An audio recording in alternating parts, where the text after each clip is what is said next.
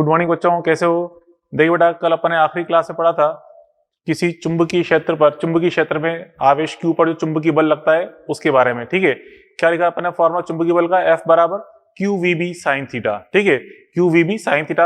यहाँ बच्चों अगर थीटा का मान 0 डिग्री या 180 डिग्री होता है तो उस केस में अपन जानते हैं बल का मान क्या होगा? 0।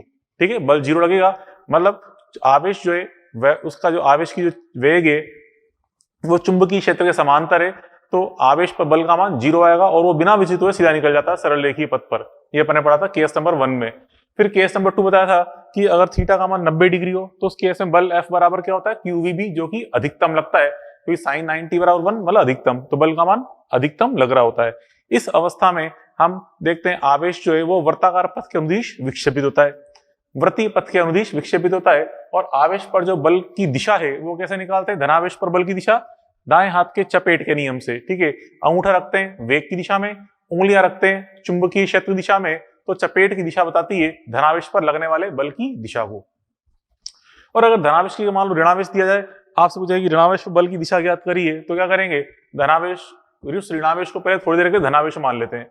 ठीक है, माइनस क्यू को थोड़ी देर के लिए पहले प्लस क्यू मान लेते हैं और उस पर चपेट का नियम लगाकर हम बल की दिशा ज्ञात करते हैं और जो रिजल्ट आता है उसका ठीक उल्टा कर देते हैं। जैसे धनावेश मानकर बल की दिशा प्राप्त हुई पूरब की ओर, तो हम बोलेंगे आंसर आएगा पश्चिम की ओर। नेगेटिव आवेश पर बल का लगेगा पश्चिम की ओर। धनावेश बल की दिशा मान लो आई ऊपर की ओर, तो हम बोलेंगे ऋणावेश बल का लग रहा है नीचे की ओर। ऐसे अपन बता देते हैं। ठीक है, और फिर बच्चों अपन ने इस केस नंबर 2 में देखा था कि जो कण है, आवेश कण एक वृत्तीय पथ के अनुदिश विक्षेपित हो रहा होता है, उस वृत्तीय पथ की त्रिज्या का मान क्या लिखा था? R बराबर mv/qb। ठीक है, और आवर्तकाल का मान जो एक चक्र को पूरा करने में लगा समय होता है t बराबर क्या आता है?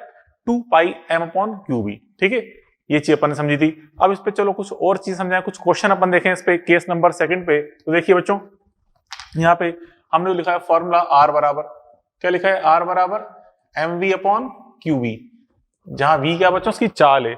अगर क्वेश्चन आपको चाल की जानकारी नहीं दे रखी, संवेग की जानकारी दे रखी है, तो हम जानते हैं m इंटू वी क्या होता है बच्चों? संवेग। तो इस m इंटू वी को p लिख दिया, संवेग लिखते बेटा p, m इंटू वी को लिख दिया मैंने, p लिख दिया। अब संवेग, मान लो संवेग की जानकारी नहीं दे रखी, आपको गतिज ऊर्जा की जानकारी दे रखी है, तो हम जानते हैं गतिज ऊर्जा और संवेग में संबंध क्या होता है? P बराबर हम लिख सकते हैं √2me, पढ़ते हैं मैकेनिक्स के अंदर, संवेग बराबर √2me, E क्या है? काइनेटिक एनर्जी, √2me, जहां पे E गतिज ऊर्जा को बता रहा है। ठीक है, गतिज ऊर्जा। और फिर अगर मान लो गतिज ऊर्जा की जगह आपको मान लो आपको जानकारी दे रखी है विभवांतर की, आपसे कहा जा रहा है Q आवेश को कैपिटल V विभवांतर से त्वरित कराया जाए, तो ऐसी जानकारी में कुछ बताई जाए, तो अपन जानते हैं गतिज ऊर्जा का मान, इलेक्ट्रोस्टैटिक में आप पढ़ चुके हो पहले कि Q आवेश पर V विभवांतर लगाया जाए तो उसकी गतिज ऊर्जा क्या होती है? क्या होती है? Q इंटू वी, मतलब E बराबर Q इंटू वी होता है। तो अगर विभवांतर की जानकारी रखी है तो यहाँ पे इस E का मान क्या रख देंगे? Q इंटू कैपिटल V रख देंगे। ठीक है, बटे में Q इंटू बी। ठीक है, तो अपन ने विभिन्न रूप देखे त्रिज्या के। ठीक है, अलग अलग रूप के अंदर देख लिया अपन ने, ये मान आपको प्राप्त हो रहा है। ठीक है, अब यहाँ समझो बच्चों, इस सूत्र में ये भी आपको मैंने क्या बताया यहाँ पे इसके अंदर, ये R तो क्या है, ये V तो क्या बच्चों? उसकी चाल है, कण की चाल को बता रहा है। ठीक है, P क्या यहाँ पे? संवेग को बता रहा है। ठीक है, E क्या यहाँ पे? E यहाँ पे जो है ये गतिज ऊर्जा है, E यहाँ पे गतिज बता रहा है, E काइनेटिक एनर्जी, E यहाँ पे काइनेटिक एनर्जी है। एंड V यहाँ पे क्या बच्चों? त्वरक वोल्टता है। त्वरक वोल्टता कह लो या त्वरक विभवांतर भी कह सकते हैं, त्वरक वोल्टता या कभी कभी त्वरक विभवांतर बोल लेते हैं, त्वरक विभवांतर। ठीक है, V। अब यहाँ पे देखिए, इसमें अगर आपसे कहा जाए कि दो अलग अलग आवेश समान चाल से किसी चुंबकीय क्षेत्र में प्रवेश करें, निश्चित चुंबकीय क्षेत्र में प्रवेश करें, मतलब V का मान सेम बोल दे और B का मान सेम बोल दे। ठीक है, वेलोसिटी एंड B सेम है, तो यहाँ पे R समानुपाती क्या आएगा? m/q। मतलब क्या कह रहा हूं, मेरी भावना को समझो। मतलब यहाँ पे देखिए इस तरह से आपसे कह रहा है कि दो आवेश एक निश्चित, ठीक है, निश्चित B वेक्टर में, एक निश्चित B वेक्टर में दो कणों की चाल का मान अगर समान बोल दे कि चाल v इक्वल टू सेम है, एक B वेक्टर में, मतलब एक निश्चित B वेक्टर में दो कणों की चाल समान है, तो यहाँ पे उसके पथों की त्रिज्याओं का अनुपात क्या आएगा? R समानुपाती क्या है बेटा? m/q। R समानुपाती m बटा क्यू, यह आएगा रिजल्ट। ठीक है, क्योंकि v और b तो सेम दे दिया, m बटा क्यू। ऐसे अगर आपको बोले कि संवेग का मान समान है, p का मान सेम बोल दे, दो आवेश समान संवेग से चुंबकीय क्षेत्र में प्रवेश कर रहे हैं निश्चित चुंबकीय क्षेत्र में, तो R समानुपाती क्या जाएगा 1/q, R समानुपाती 1/q हो जाएगा। ऐसे अगर बच्चों यहाँ पे इसके अंदर गतिज ऊर्जा का मान समान बोल दे कि दो आवेश सेम काइनेटिक एनर्जी से चुंबकीय क्षेत्र में प्रवेश कर रहे हैं, तो यहाँ पे R समानुपाती क्या आएगा √m/q। ठीक है, क्योंकि ऊपर तो √m है, नीचे q है। ऐसे बच्चों अगर आपसे कहा जाए त्वरक विभवांतर का मान समान है, कि समान वोल्टता से त्वरित कराकर चुंबकीय क्षेत्र में प्रवेश कराया जा रहा है, समान वोल्टता से त्वरित करा के चुंबकीय क्षेत्र में प्रवेश करा रहे हैं, तो यहाँ पे देखिए √m और नीचे यहाँ देखिए √q और यहाँ पे q है, तो √q से नीचे √2q टाइम्स कट जाएगा ये, तो यहाँ पे √m नीचे √q आएगा, ऊपर √m नीचे √q मतलब √m/q, ये बन जाएगा रिजल्ट। ठीक है, अब यहाँ पे हमसे क्वेश्चन में अलग अलग आवेश दिए जाएंगे, उनकी पथ की त्रिज्याओं की तुलना करा सकता है, मतलब अनुपात आपसे पूछ सकता है। ठीक है, और यहाँ पे जनरली जो आवेश आपको दिए गए होते हैं आवेश कण, एक तो प्रोटॉन दिया गया होता है, एक अल्फा कण की दिया होता है और एक ड्यूट्रॉन दिया होता है। अल्फा कण, प्रोटॉन और ड्यूट्रॉन, ये तीन कण आपको दिए गए होते हैं, तो इनके आवेश और द्रव्यमान की अनुपात हमें पता होनी चाहिए क्या है इनके आपस में, क्योंकि उसकी जरूरत पड़ती है। यहाँ पे देखिए प्रोटॉन, अल्फा कण और ड्यूट्रॉन, वैसे तो आपको मैंने इलेक्ट्रोस्टैटिक के अंदर समझा चुका हूँ ये चीज। प्रोटॉन का आवेश q और द्रव्यमान m मान ले, तो अल्फा कण का 2q और द्रव्यमान होता है 4m, ड्यूट्रॉन का होता है q एंड द्रव्यमान का होता है 2m, ये इनमें अनुपात है, मतलब इसको qm मान लिया जाए तो ये 2q 4m होता है और ये q 2m होता है। ठीक है, आई बस में। चलो इस पे एग्जांपल अपन देखें, ये एग्जांपल नंबर 1, यदि एक निश्चित बी वेक्टर में प्रोटॉन, अल्फा कण, ड्यूट्रॉन को समान विभवांतर से त्वरित कराकर प्रवेश कराया जाए, तो r के अनुपात तथा t के अनुपात आपको बताने क्या होंगे। तो यहाँ पे देखिए इसमें सॉल्यूशन अपन देखें, सॉल्यूशन नंबर 1, तो यहाँ पे देखिए क्या समान है, v का मान समान है, क्या दिया है आपको, गिवन कैपिटल V, मतलब विभवांतर का मान समान दिया है, कैपिटल V का मान, v is equal to same आपको दिया हुआ है। अब बच्चों v का मान अगर सेम दिया हुआ है, मतलब v सेम है, तो r समानुपाती क्या होता है √m/q, r समानुपाती होता है √m/q, ये होता है r समानुपाती। ठीक है, तो यहां सब निकाले, r पहले प्रोटॉन बोला गया है, r प्रोटॉन, उसके बाद फिर बोला गया है r अल्फा कण, फिर बोला गया है r ड्यूट्रॉन।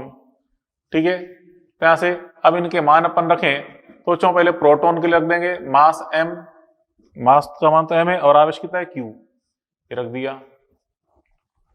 फिर उसके बाद बच्चों फिर अल्फा कण, ये अल्फा कण जो अपन लिखा है अल्फा कण, ठीक है, इस अल्फा कण के लिए आप देखें मास तो 4m है, चार्ज 2q है, द्रव्यमान 4m रख दिया, आवेश 2q रख दिया। ठीक है, उसके बाद बच्चों फिर यहाँ पे ड्यूट्रॉन है, ड्यूट्रॉन के लिए द्रव्यमान तो कितना है 2m, आवेश का मान q है, तो ऊपर 2m बटे में नीचे क्या जाएगा q, तो यहाँ से m/q m/q m/q सब में कट जाएंगे, कॉमन लेके कट जाएंगे, तो यहाँ पे क्या जाएगा, यहाँ आएगा √1 मतलब 1 आ जाएगा, यहाँ पे 4/2 √2 आ जाएगा, यहाँ पे फिर ये √2 आ जाएगा, तो आ गया इसका आंसर। मतलब त्रिज्याओं का अनुपात तो क्या है 1:√2:√2। अब बात करें बच्चों आवर्तकाल की। ठीक है, अब बच्चों टाइम का फॉर्मूला क्या होता है, T बराबर 2πm/qb,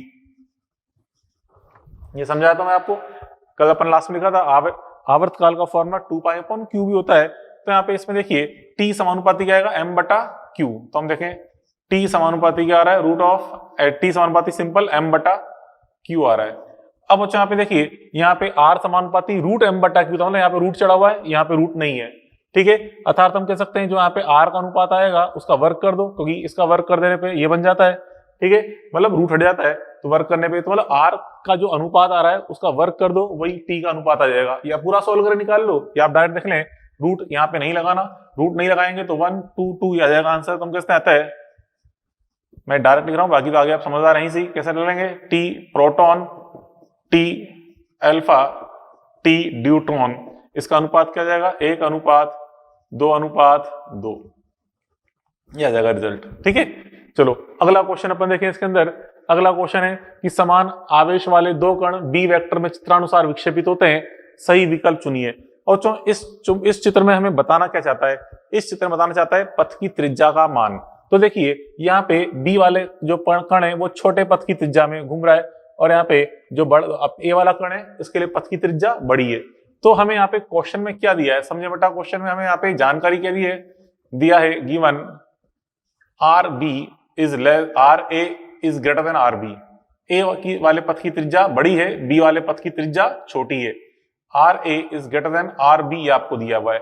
अब आर का फॉर्मूला क्या होता है, आर बराबर होता है M V upon Q B, क्योंकि यहाँ पे ऑप्शन में मास एंड वेलोसिटी की जानकारी रखी है, तो रख दिया मैंने M A V A upon Q B, Q के साथ ए बी लगाना, क्योंकि क्यू तो दोनों के सम दे रखा है, आवेश का मान समान बता रखा है, ठीक है, is greater than M B V B upon M A V A, M A V A, M A V A upon Q B, M B V B upon Q B.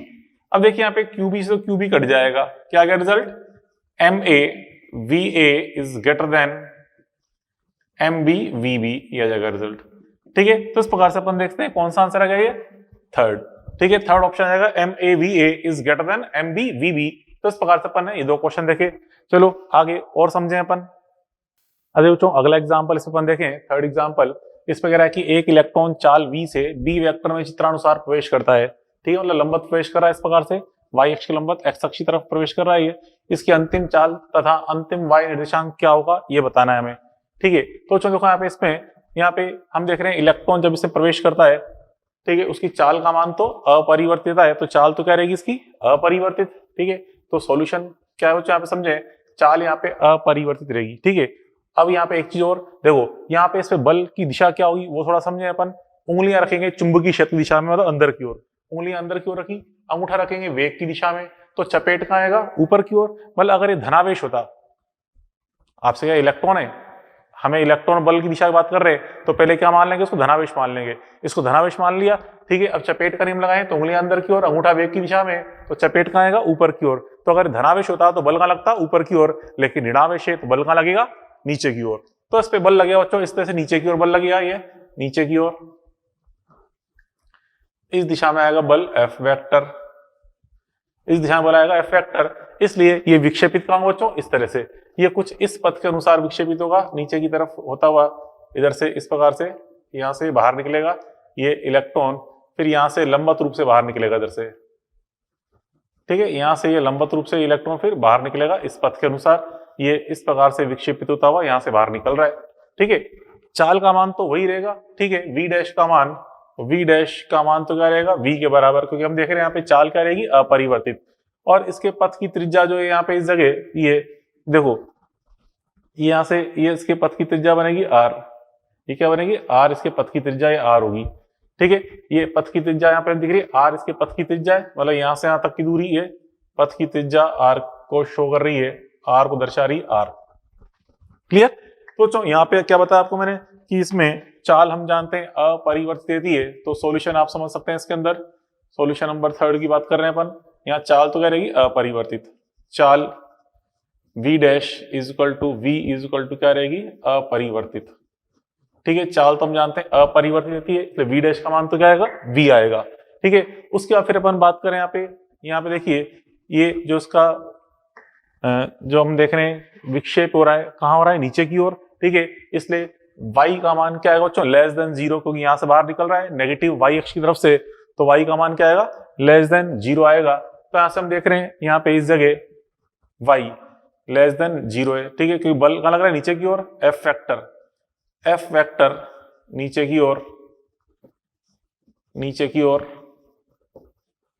f vector नीचे की ओर होगा, f vector नीचे की ओर होगा, क्योंकि हम देखें यहाँ पे क्या लग रहा है चपेट का नियम, क्योंकि चपेट नियम से हम देखा नीचे की ओर है, अतः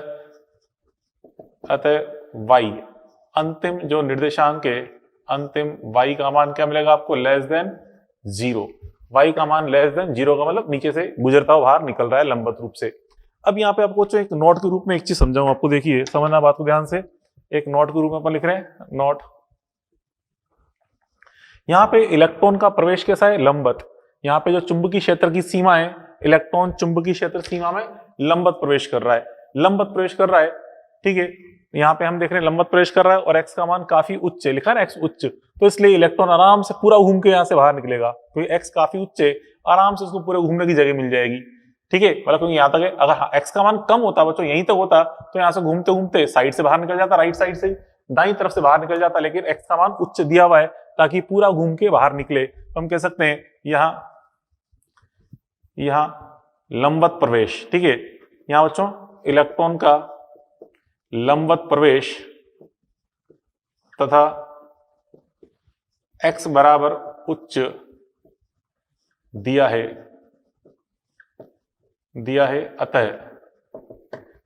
अतः यहां से हम देख रहे हैं बच्चों इसका जो ऊर्ध्वाधर विस्थापन है कितना है बच्चों, यहाँ पे इसका इलेक्ट्रॉन जो इलेक्ट्रॉन है नीचे से पूरा एक अर्धवृत्त घूम के बाहर निकलेगा, ठीक है। तो यहां से हम कह रहे हैं इलेक्ट्रॉन लंबवत रूप से बाहर निकलेगा, अतः इलेक्ट्रॉन लंबवत रूप से बाहर निकलेगा,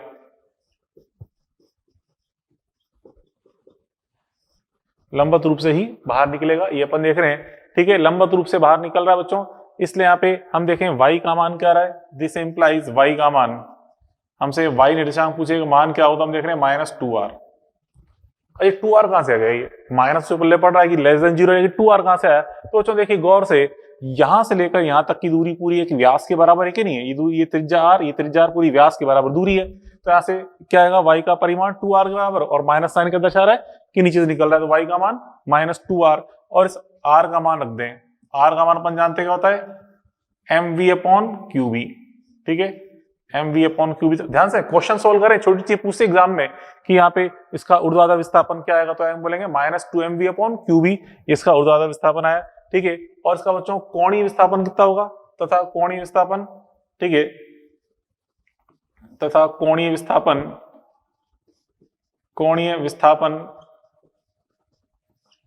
थीटा बराबर, कोणीय विस्थापन अगर थीटा की बात करें, कितना इसका कोणीय विक्षेप हुआ है, कोणीय विस्थापन के लिए या कोणीय विक्षेप भी कह सकते हैं, कई बार इसको कोणीय विस्थापन या विक्षेप, कई बार विक्षेप बोल देता है, कोणीय विक्षेप थीटा बराबर कितना बच्चों, इसका कोणीय विक्षेप थीटा बराबर पाई, या कहते हैं 180 डिग्री, पाई किलो या 180 डिग्री बोल सकते हैं, इसका कोणीय विक्षेप है।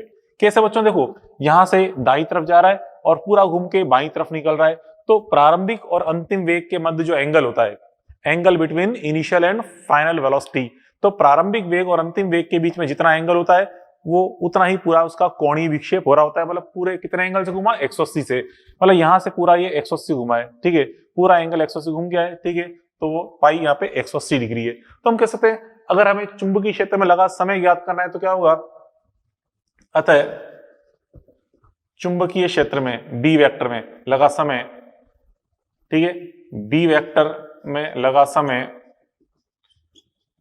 समय की बात करें t बराबर, तो आप देखिए अगर पूरा विक्षेप होता 2 पाई मतलब 360 डिग्री घूमने में कितना समय लगता है, कैपिटल T, जिसे हम आवर्तकाल बोलते हैं। तो यहाँ तो केवल 180 डिग्री घूम रहा है, मतलब केवल पाई घूम रहा है, तो पाई घूमने में समय कितना लगेगा, केवल t/2, तो t = कितना आएगा, t/2 होगा, t/2। ये हम कहते हैं कैपिटल T का मान क्या होता है, 2πm/qb, उसमें 2 का भाग लगा देंगे तो क्या जाएगा, πm/qb, ठीक है। कैसे समझा है, क्योंकि हम देख रहे हैं बच्चों, क्योंकि 2 पाई घूमने में लगा समय, 2 पाई घूमने में लगा समय जो होता है पूरा, वो कितना होता है, कैपिटल T होता है। तो हम यहां देख रहे हैं केवल पाई घूमने का समय की बात कर रहे हैं, तो आधा टाइम लगेगा, मतलब t/2 लग गया, तो आ गया रिजल्ट, ठीक है, आई बस समझ। तो यहाँ पे अपने क्या बोला, x उच्च है, ठीक है। अब यहाँ पे देखिए इसके सारी चीजें अपन ने दे दी, एक और छोटी चीज है, मतलब यहाँ पे ये भी क्वेश्चन पूछ सकता है कि यहाँ पे y का मान क्या हो, जरूरी नहीं कि ऑप्शन हो, इस रूप से भी ऑप्शन दिए गए हो सकते हैं, समय का मान पूछ ले, विक्षेप ऊर्ध्वाधर विस्थापन पूछ ले, कोणीय विक्षेप पूछ ले, ये सारी चीजें अपन से पूछ सकता है, ठीक है। चलो इस पर अगला एग्जाम्पल देखें, एक और एग्जाम्पल देखते हैं अपन। अब यहाँ पे देखिए, मतलब बच्चों यहाँ पे भी तो चुप इलेक्ट्रॉन मतलब आवेश ने लंबवत प्रवेश किया था, अगर आवेश लंबवत प्रवेश नहीं करे, किसी कोण पर प्रवेश करे, तो किस प्रकार से यहाँ पे चीजें पूछी जाएंगी वो हम देख रहे हैं। तो देखिए यहाँ पे आवेश जो अब धनावेश है, किसी फाई एंगल पे इस चुंबकीय क्षेत्र सीमा से फाई एंगल पे प्रवेश कर रहा है, ठीक है। तो यहाँ से आपसे क्या कहना बच्चों, क्वेश्चन में चित्रानुसार +q एक बी वेक्टर में प्रवेश करता है, इसका कुल कोणीय विक्षेप थीटा बताना है क्या होगा। तो बच्चों देखो यहाँ से आवेश इधर प्रक्षेप कर रहा है, अंदर एंटर कर रहा है, तो यहाँ से घूमता हुआ यहाँ से निकल रहा है, तो जिस एंगल से आपने प्रवेश किया है उसी एंगल से यहाँ से घूमता हुआ यहाँ से बाहर निकलेगा, इस तरह से उसी एंगल पे। मतलब बेटा यहाँ पे ये जो v है, ये इसकी वेलोसिटी यहाँ पे v डैश का मान तो क्या आएगा, v के बराबर ही आएगा। और यहाँ पे ये फाई है ना, तो यहाँ पे ये वाला एंगल भी क्या बनेगा, फाई। ये वाला एंगल भी फाई ही बनेगा, ठीक है, ये एंगल फाई बनेगा। अच्छा, इसकी त्रिज्या की बात करें बच्चों, देखो यहाँ पे तो ये इसका केंद्र बिंदु था, इसी क्योंकि लंबवत प्रवेश करके बाहर निकला था। लंबवत प्रवेश करता है ना बता कि सीमा क्षेत्र में, तो यहाँ से पूरा अर्धवृत्त घूमता है और उसी सीमा क्षेत्र पर इसका क्या होता है, पथ का केंद्र होता है। लेकिन अगर किसी एंगल से प्रवेश किया है तो यूं घूमते बाहर निकलेगा, ठीक है। अब केंद्र बिंदु इसकी सीमा क्षेत्र पर नहीं होगा, थोड़ा दूर होगा, वाला यहाँ पे इस जगह, ये इसका पथ का केंद्र बिंदु है। पथ का केंद्र बिंदु यहाँ है, तो यहाँ से इसको मिलाएं, यहाँ से इसको मिलाएं, ये दूरी क्या कहलाएगी, त्रिज्या आर कहलाएगी। त्रिज्या आर कहलाएगी।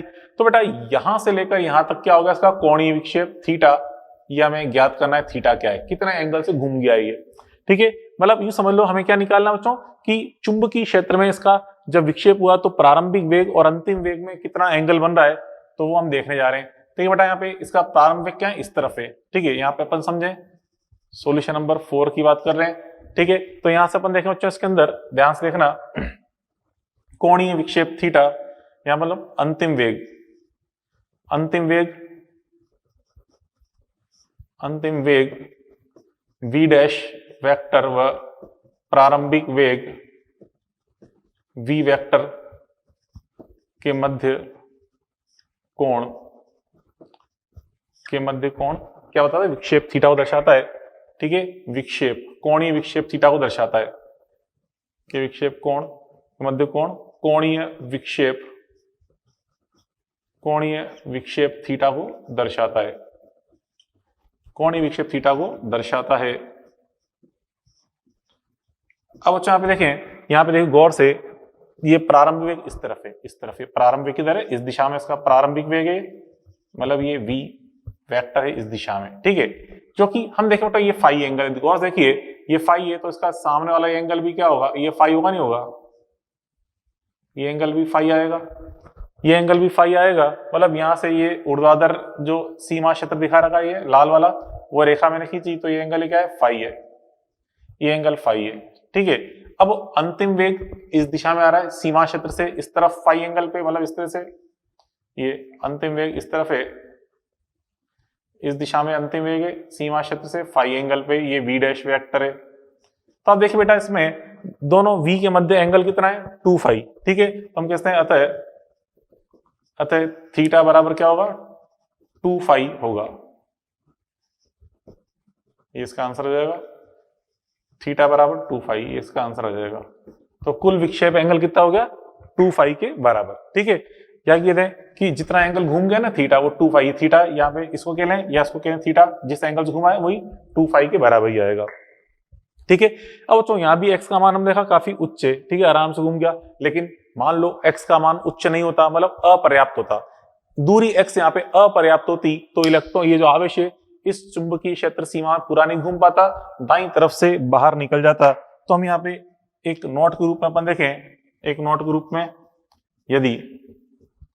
यदि बच्चों यदि x अपर्याप्त है, यदि x का मान अपर्याप्त है, तो Q दाईं ओर से, Q मतलब दाईं तरफ से बाहर निकल जाएगा, ठीक है। Q दाईं ओर से बाहर निकलेगा, दाईं ओर से बाहर निकलेगा, बात पहले पड़ी, दाईं ओर से बाहर निकलेगा। मतलब जैसे यहाँ पे अभी तो x काफी उच्च था, इतना होता कि पतला सा रेंज होती और इतनी चौड़ी नहीं होती, थोड़ी सी रेंज होती, तो यहाँ से घूमते घूमते यहाँ से ही बाहर निकल जाता साइड से। कैसे, चलो इस पर भी एग्जांपल देख लें एक स्टार पॉइंट ग्रुप में।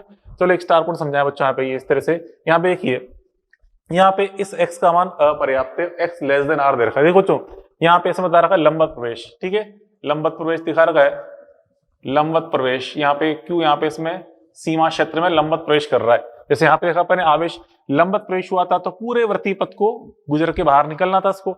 ऐसे यहाँ पे आवेश है, तो ये पूरे वृत्तीय पथ को घूम के बाहर निकलना चाहेगा, परंतु इस x का मान r से छोटा है। देखिए बच्चों यहाँ पे ये पूरा घूम के निकल रहा है, तो ये दूरी कितनी बन रही है, त्रिज्या r के बराबर। और यहाँ पे x का मान देखें, त्रिज्या से बड़ा ही ज्यादा जा रहा है, इस दूरी से ज्यादा ही x का मान, तो आराम से घूम गया था। लेकिन यहाँ पे x का मान r से छोटा है, तो इसलिए पूरा घूमने से पहले यहाँ से बाहर निकल जाएगा v वेग से, ठीक है। मतलब स्पीड यहाँ भी v है, यहाँ भी है।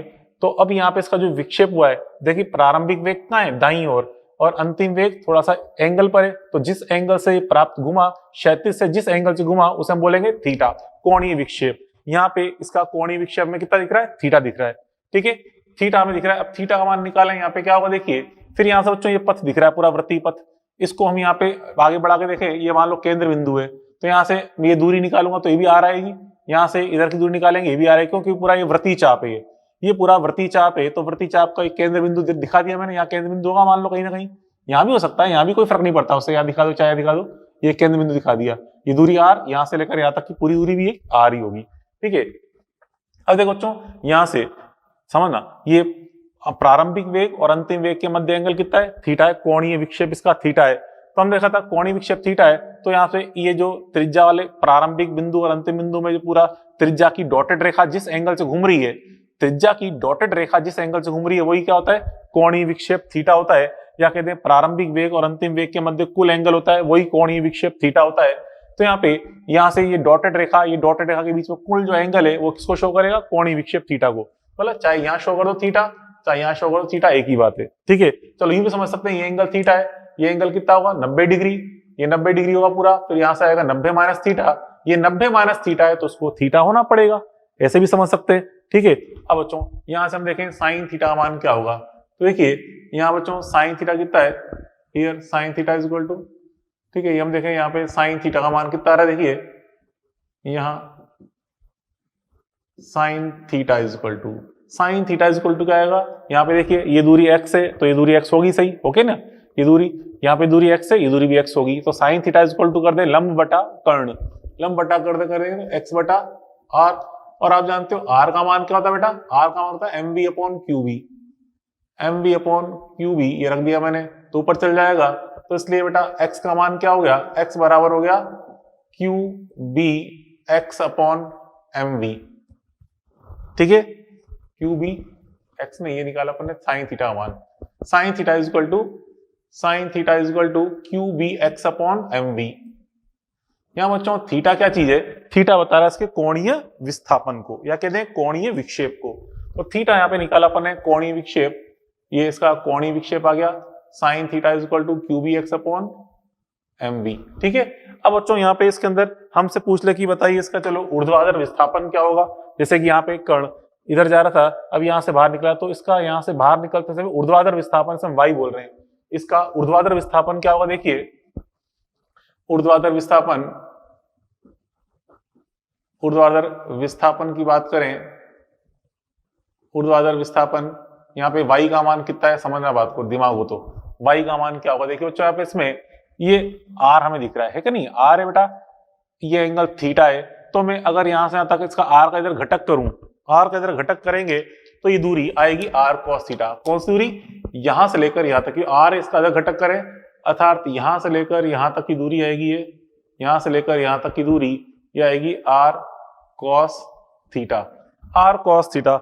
और अभी आपको समझाया था मैंने बेटा, देखो यहां से लेकर यहां तक की टोटल दूरी कितनी है, यहां से तक की टोटल दूरी r है, r के बराबर पूरी दूरी, उसमें से इसको माइनस कर दो r cos थीटा को, तो ये दूरी आ जाएगी, मतलब ये आ जाएगा y। तो y बराबर क्या, ये दूरी कितनी है, टोटल r में से क्या माइनस करना है, r cos थीटा। तो r में से माइनस करना है r cos थीटा को, तो इसमें r कॉमन निकाल लें तो y इज इक्वल टू क्या जाएगा, r कॉमन ले लिया तो 1 माइनस cos थीटा। तो ये क्या निकाल लिया बेटा अपन ने, इसका ऊर्ध्वाधर विस्थापन निकाल लिया, y दिशा में ऊर्ध्वाधर विस्थापन आ गया ये, ठीक है। अब बच्चों यहाँ पे अभी पूछे कि चुंबकीय क्षेत्र से गुजरने में कितना समय लगा, ठीक है, b वेक्टर में लगा समय, b वेक्टर में लगा समय, ये निकालें, b वेक्टर में लगा समय कितना होगा, देखिए t बराबर, अब यहां दिमाग लगाना बच्चों, जैसे अभी आपको यहां समझाया था मैंने, 2 पाई घूमने में लगा समय कितना होता है, कैपिटल T। पूरा 2 पाई घूमने में लगा समय कैपिटल T है, तो एकांक एंगल से घूमने में कितना समय लगेगा, 2 पाई कोण घूमने में लगा समय कैपिटल T होता है, मतलब पूरा चक्कर लगाने में समय, 2 पाई घूमने में लगा समय कैपिटल T, तो एकांक एंगल से घूमने में लगा समय कैपिटल T बटा 2 पाई, एकांक एंगल से घूमने में लगा समय कैपिटल T बटा 2 पाई। तो थीटा एंगल घूमने में कितना समय लगेगा, T बटा 2 पाई इंटू थीटा, टी बटा 2 पाई इंटू थीटा, ये आ जाएगा टी बटा 2 पाई इंटू थीटा के रूप में। ठीक है, टी बटा 2 पाई इंटू थीटा क्या आ जाएगा, ये घूमने में लगा समय। ठीक है, थीटा एंगल घूमने में लगा समय, ये आ जाएगा। ठीक है, जैसे अपन ने यहाँ पे निकाला था ना बच्चों, ये पे कितना घुमा था बच्चों, यहाँ पे इसके अंदर ये पाई एंगल घुमा था, तो यहाँ पे कोई दिक्कत नहीं, थीटा पाई घुमा था ना, यहाँ पाई रख दो। थीटा का मान पाई रखोगे तो पाई से पाई कट गया, कितना है t/2, तो वही तो आ रहा था, t/2 आ रहा है क्योंकि पाई एंगल घूम रहा था ये। ठीक है, ये निकाल लिया अपन ने। चलो इस पे बेस्ड एक एग्जांपल समझे, ये क्वेश्चन नंबर 5 समझते हैं क्या है। एग्जांपल नंबर 5 सॉल्यूशन अपन क्या कहना चाहता है, क्वेश्चन नंबर 5 पढ़िए। आपसे कह रहा है find out theta Y and T in B vector if x equal to mv upon 2qb।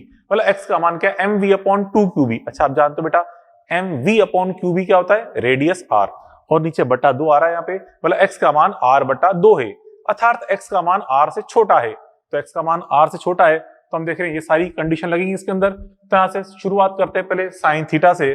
ठीक है, तो यहाँ से हम देखें बच्चों sine theta is equal to क्या होता है, sine theta is equal to Q B X upon M B, Q B X upon M B, यहाँ से Q B upon M B, और ये x का मान कितना बच्चों यहाँ पे एम वी अपॉन 2qb। ठीक है, तो एम वी से एम वी कट जाएगा, QB से QB कट जाएगा, तो यहां से कितना बचेगा 1/2 बराबर आया 1/2।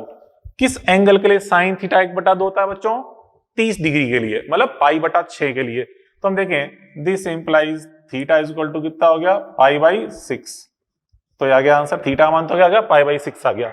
अब हमसे पूछ रहा है y का मान, तो y के लिए ये लगा दे formula, y is equal to क्या है r ब्रैकेट में 1 माइनस कॉस थीटा, थीटा π/6 है। ठीक है, अब रख दो r का मान, क्या होता है r का formula mv upon qb, mv upon qb। ठीक है, 1 माइनस कॉस 60 का मान, कॉस 30 का मान √3/2। ठीक है, ये आ गया आंसर, y का मान mv अपॉन qb ब्रैकेट में 1 माइनस √3/2। ठीक है, अब हमसे पूछा लगा समय t निकालें, तो t बराबर क्या लिखा था, t upon 2 pi into theta. ठीक है, अब यहाँ पे रख दें कैपिटल T का मान, क्या होता है बच्चों कैपिटल T का फॉर्मूला 2 पाई m अपॉन QB, ये अपन को पता है ये सूत्र 2 पाई m अपॉन QB होता है। ठीक है, और थीटा का मान यहाँ पे कितना है π/6 है, ये रख दिया π/6। तो यहाँ से देखिए 2 पाई से 2 पाई कट गया। ठीक है, तो कितना हो गया m π/6 QB, m π/6 QB, ये इसका आंसर आ जाएगा m π/6 QB। ठीक है, तो ये अपन ने इस पे 3 क्वेश्चन और सॉल्व कर लिए, 3rd 4th 5th बात पहले पढ़ी। चलो एक दो चीजें और समझाऊंगा आपको मैं। और बच्चों अगला एग्जांपल अपन एक नोट के रूप में देख रहे हैं। ठीक है, एक नोट के रूप में किस तरह बच्चों, देखो अभी आपसे कहा था मैंने कि अगर x का मान अपर्याप्त है, ठीक है, तो आवेश दाईं तरफ से बाहर निकल जाता है, ये अपन देखा था। अब बच्चों अगर x का मान r की तुलना में वेरी वेरी स्मॉल है, मतलब इस तरह से अगर x का मान r से छोटा तो नहीं है, वेरी वेरी छोटा है, मतलब वेरी वेरी स्मॉल है, तो उस केस में क्या होगा, देखिए अब यहाँ पे आवेश अंदर जाएगा, विक्षेपित होगा, लेकिन थोड़ा सा विक्षेपित हो पाएगा, मतलब ज्यादा कोण से विक्षेपित नहीं होगा, मतलब अंदर जो पथ है, ठीक है, एक चाप के वर्तीय चाप के रूप में होगा, परंतु इस चाप की लंबाई लगभग x के बराबर होगी। क्यों, तो इसमें ज्यादा मुड़ाव नहीं आ रहा, ज्यादा मुड़ाव नहीं आ रहा, तो ये रेखा लगभग इस सरल रेखा के बराबर है, मतलब इस रेखा को आप लगभग सरल रेखा मान सकते हो, थोड़ा सा ही मुड़ाव है इसमें, अर्थात ये जो दूरी है डिस्टेंस नियरली इक्वल टू क्या होगी x, ये दूरी का मान लगभग x के बराबर होगा। ठीक है, अब देखिए बच्चों यहाँ पे इस चुंबकीय क्षेत्र इस चुंबकीय क्षेत्र ने इस आवेश पर बल लगाया, जिसके कारण आवेश में थोड़ा सा विक्षेप उत्पन्न हुआ। ठीक है, और एक अल्प दूरी थी, इसलिए जो चुंबकीय बल लगा वो भी एक अल्प समय के लिए बल लगेगा, क्योंकि x का मान very very less than r है, अर्थात आवेश अंदर से तुरंत गुजर जाएगा, ज्यादा देर नहीं लगेगी उसको, अर्थात एक अल्प समय के लिए चुंबकीय बल लगेगा। और हम जानते हैं जब अल्प समय के लिए कोई बल लग रहा होता है तो हम कहते हैं कि वहां पे एक आवेग बल उपस्थित है। ठीक है, अर्थात पिंड पर एक आवेग आरोपित किया गया है, और उस आवेग का मान कैसे निकालते हैं, आवेग का मान बल इंटू समय से, मतलब कितना बल लगा कितनी देर तक, उन दोनों गुणा कर दो तो उससे क्या प्राप्त हो जाएगा, इंपल्स का मान, आवेग का मान। ठीक है, तो यहां से हम आवेग का मान कैसे ज्ञात करें, देखिए यहां से हम देखें, इस समझो लगा समय बी वेक्टर में लगा समय, ठीक है, या कहते हैं चुंबकीय बल लगा समय चुंबकीय क्षेत्र में कितना समय लगेगा, टी बराबर कैसे निकाल सकते हैं, डिस्टेंस अपॉन स्पीड से, डिस्टेंस अपॉन स्पीड, तो यहां से डिस्टेंस का मान कितना बेटा x और चाल का मान कितना है v। ठीक है, तो हम देखते हैं अतः चुंबकीय बल द्वारा, इसलिए बच्चों चुंबकीय क्षेत्र द्वारा b वेक्टर द्वारा आरोपित, b वेक्टर द्वारा आरोपित आवेग, आवेग जिसे हम इंपल्स बोलते हैं, इंपल्स I बराबर कैसे निकालते हैं बेटा, F इंटू टी करके, बल इंटू समय, जितनी देर तक बल लग रहा है उस समय से गुणा करते हैं।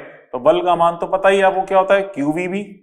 ठीक है, क्योंकि यहाँ पे लंबवत प्रेशर मतलब वेग और चुंबकीय क्षेत्र में एंगल 90 है। ठीक है, तो QVB, और यहाँ पे समय का मान कितना बेटा, x अपॉन v, तो x v से v कट जाएगा, इसलिए I बराबर इंपल्स का मान कितना आ गया, QBx। ठीक है, ये आ गया। इंपल्स का मतलब होता है झटका, कितनी देर के लिए, मतलब झटका बल, मतलब तुरंत अल्प समय के लगने वाला बल, मतलब झटका जो बल है वो आवेग के रूप में कहलाता है। तो I बराबर होता है F इंटू टी से अपन निकालते हैं।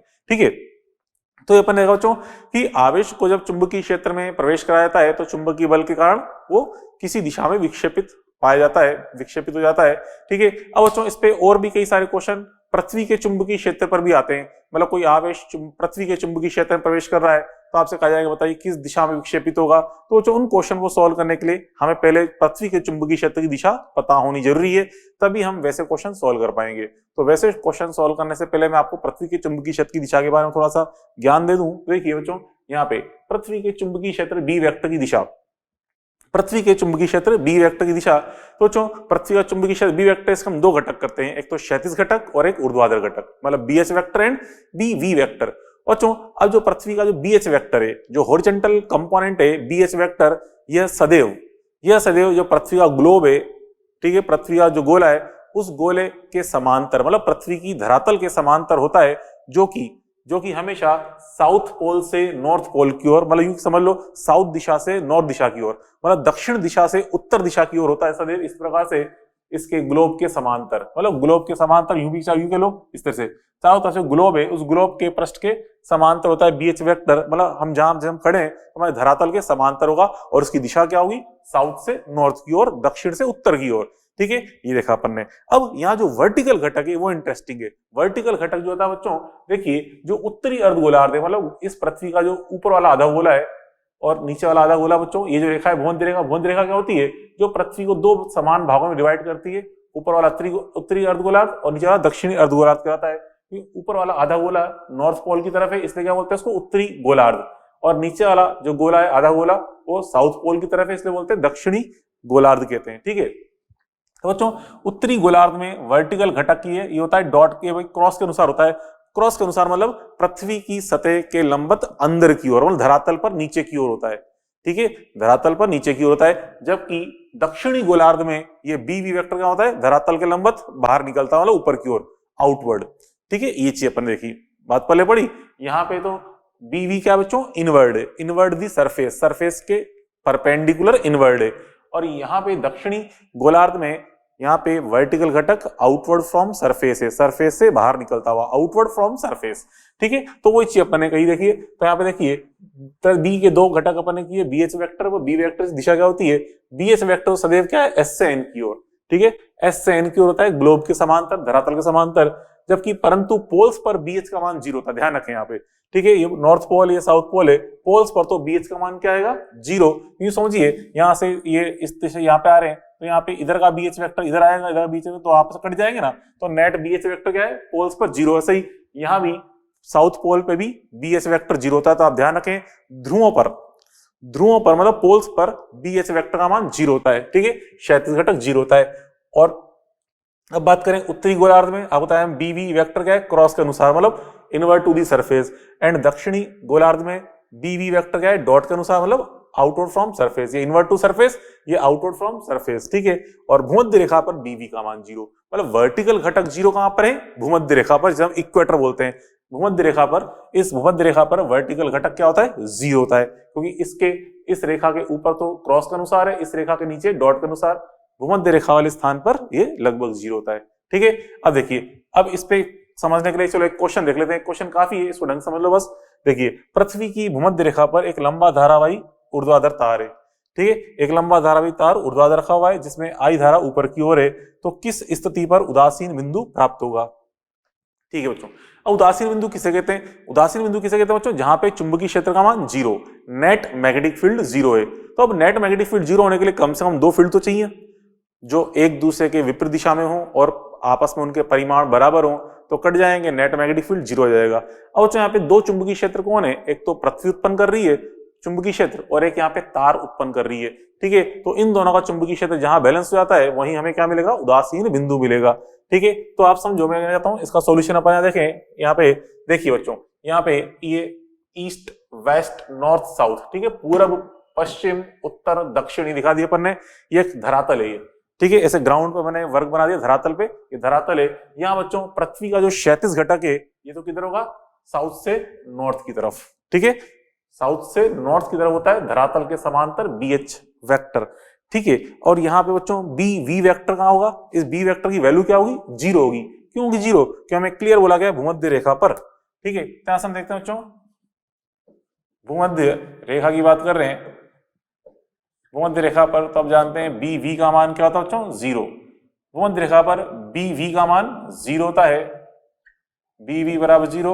हम कहते हैं केवल, अतः केवल मतलब केवल पृथ्वी का, मतलब यहाँ पे जो पृथ्वी का केवल BH वेक्टर ही यहाँ पे उपस्थित होगा। ठीक है, पृथ्वी का केवल BH वेक्टर, पृथ्वी का केवल BH वेक्टर, ठीक है, BH वेक्टर उपस्थित होगा, पृथ्वी का केवल BH वेक्टर उपस्थित होगा, ये अपन देख लिया।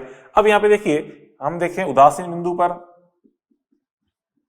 उदासीन बिंदु पर जो ये BH है, BH वेक्टर किससे समतुल्य हो जाएगा, B वायर से।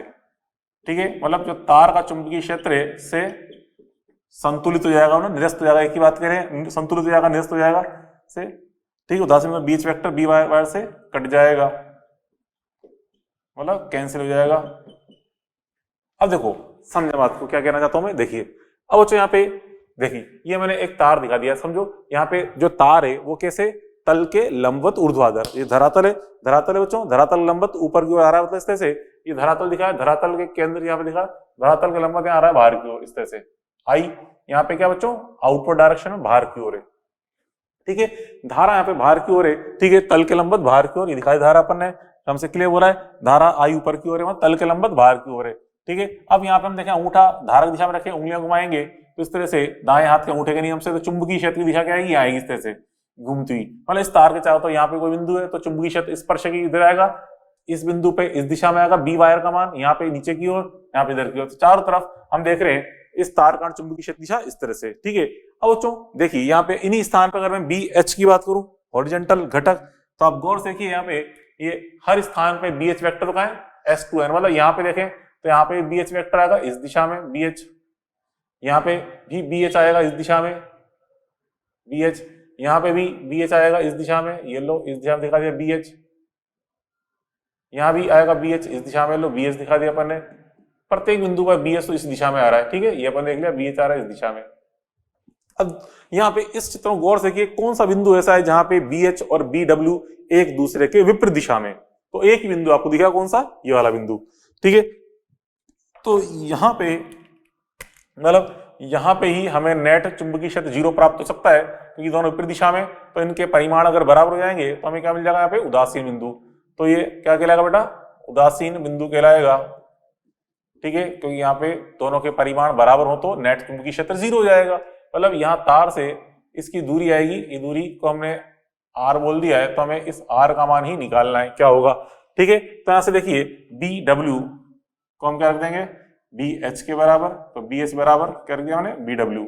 ठीक है, मतलब नेट चुंबकीय क्षेत्र जीरो चाहिए तो BH बराबर BW, तो BH बराबर, अब बच्चों BW का मान क्या होता है, वायर का एक लंबा धारावाही तार है, हम जानते हैं दोनों तरफ लंबाई अनंत होती है, मतलब लंबा धारावाही तार होता है, तो उसके कारण चुंबकीय क्षेत्र का सूत्र क्या होता है, चुंबकीय क्षेत्र सूत्र mu naught I upon 2πr। ठीक है, mu naught I upon 2πr लगा रहा हूं मैं, mu naught I upon 2πr ये लगा दिया। ठीक है, तो हमारा उद्देश्य क्या है, R निकालना है, तो यहाँ से R निकाल लो, BH नीचे आ जाएगा, इसलिए बच्चों R बराबर क्या जाएगा, R बराबर ये जाएगा mu naught I upon 2 pi B H. ठीक है, ये आ गया आंसर। उदासीन बिंदु की हमने तार से दूरी निकाल ली, mu not I upon 2 pi B H. ठीक है, तो इस प्रकार से अपन ने ये पृथ्वी के चुंबकीय क्षेत्र की दिशा भी देख ली और उस पर आधारित अपन ने एक क्वेश्चन देख लिया कि पृथ्वी के चुंबकीय क्षेत्र में कोई धारावाही तार है, उदासीन बिंदु प्राप्त हो गया। ठीक है, हाँ बच्चों, अगर यहाँ पे कोई आवेश गति कर रहा होता वो किस दिशा में विक्षेपित होगा, तो हमें बस यही चीज सोचनी है। पृथ्वी के चुंबकीय क्षेत्र की दिशा को समझा दी मैंने। ठीक है, अब उसकी चुंबकीय क्षेत्र की दिशा का उपयोग करते हुए अगर आपसे कहा कोई आवेश यहाँ पे गति कर रहा है, किस दिशा में विक्षेपित होगा, तो आप चपेट का नियम लगाकर आवेश के विक्षेप की दिशा ज्ञात कर सकते हैं। बात पहले पड़ी। और चलो नेक्स्ट टॉपिक अपन पढ़ेंगे यहाँ पे साइक्लोट्रॉन के बारे में। ठीक है, नेक्स्ट पॉइंट अपन देख रहे हैं साइक्लोट्रॉन। साइक्लोट्रॉन बच्चों एक ऐसी डिवाइस है जिसकी सहायता से हम भारी धनावेशित कणों जैसे कि प्रोटॉन, ड्यूट्रॉन, अल्फा कण, इनको हम उच्च गतिज ऊर्जा प्रदान कर सकते हैं। ठीक है, कैसे बच्चों, देखिए किस प्रकार से प्रदान करते हैं उच्च गतिज ऊर्जा, समझिए। यहाँ बच्चों इसमें दो खोखले बॉक्स होते हैं डी आकार के, इस तरह इनको हम डी बोलते हैं, डी डबल ई डी बोल लो, या इसे अपन कह सकते हैं डी, इस तरह से इनको हम डी बोलते हैं। ठीक है, दो डी होते हैं क्योंकि इसकी शेप होती है कैपिटल डी लेटर की तरह होती है, कैपिटल डी की तरह इसकी शेप होती है। ठीक है, इस बच्चों यहाँ पे ये एक एसी सोर्स है, मतलब प्रत्यावर्ती धारा स्रोत है जिसका वोल्टेज वी वोल्ट और इसकी आवृत्ति एन हर्ट्ज है। ठीक है, तो बच्चों इसके द्वारा हम इस पे हाई वोल्टेज वी आरोपित करते हैं। अब बच्चों देखो, जिस आवेश को हमें और साथ के बच्चों यहाँ पे हमने ये चुंबकीय क्षेत्र आरोपित किया बी वेक्टर, इस सतह के जो डी का सतह है इसके सतह के लंबवत हम यहाँ पे चुंबकीय क्षेत्र बी आरोपित करते हैं। अब देखिए जिस धनावेश को आपको यहाँ पे त्वरित करना है, उच्च वेग प्रदान करना है, प्राप्त कराना है लास्ट में, तो हम यहाँ पे उस आवेश को यहाँ पे थोड़ा सा अल्प वेग देते हैं, मतलब यू का मान लगभग 0 है, चिन्ना सा वेग प्रदान करते हैं ताकि एक बार गति स्टार्ट तो करे। तो यहाँ पे प्लस क्यू को हम थोड़ा सा वेग देते हैं, यहाँ पे अंदर प्रवेश करता है और छोटी सी वृत्तीय पथ पे त्रिज्या पे घूमता हुआ इधर आता है। तो थोड़ा सा वेग है इसलिए पथ की त्रिज्या भी थोड़ी सी होगी। अब जैसे बच्चों यहाँ से आवेश बाहर निकलता है तो उस समय यहाँ पे इस पे पोटेंशियल आता है प्लस, इस पे आता है माइनस, क्योंकि ये प्रत्यावर्ती स्रोत है, इसकी विभव की दिशा लगातार बदलती रहती है, plus minus minus plus plus minus plus लगातार चेंज होती रहती है।